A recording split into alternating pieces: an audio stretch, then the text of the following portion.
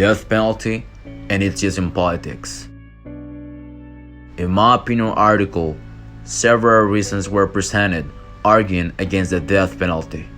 It is discriminatory, it is usually used in unfair justice systems, it is a violation of human rights, and without a doubt, it lacks an effective and transparent process for guaranteeing that the accused person is really guilty and deserving of the death sentence. However, there is a reason why the use of death penalty must not be allowed that does not address my moxie and cannot be left out. The use of the death penalty as a political tool. Possibly, each of us would think that the term criminal refers to someone who committed something wrong, believing that the concept is universal. However, not for all countries, a criminal is the same. While in Costa Rica, a criminal may be someone who committed a robbery, in countries such as Iran or Sudan, a criminal may be a political opponent. And probably you didn't know it, but they are punished by death penalty. From a superficial point of view, it seems strange for a citizen of Costa Rica whose country defends freedom of expression to identify that there are countries that punish with death those who express a different political ideology.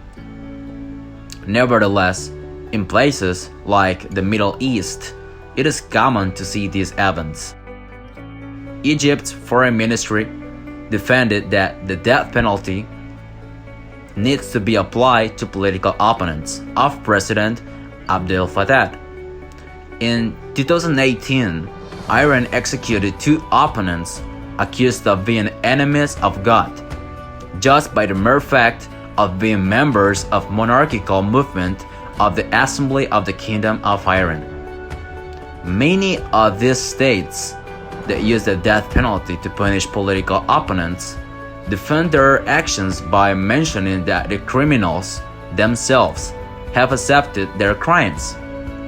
However, this is not a legitimate justification given that even Human Rights Watch announced that different entities, for example in Yemen, have done violations against civilians, including torture, kidnapping, arbitrary detention in the regions of southern Yemen, adding that they have detained and beaten civilians with electric shocks until they accepted false crimes and promised to stop opposition activities. Therefore, we realize that in this process, to obtain information, there is no transparency. In summary, the death penalty must not be accepted or justified. Countries must not take it into account or use it as a tool. And those countries that have used death penalty as a political tool should be held accountable in court. Thank you for listening to this podcast.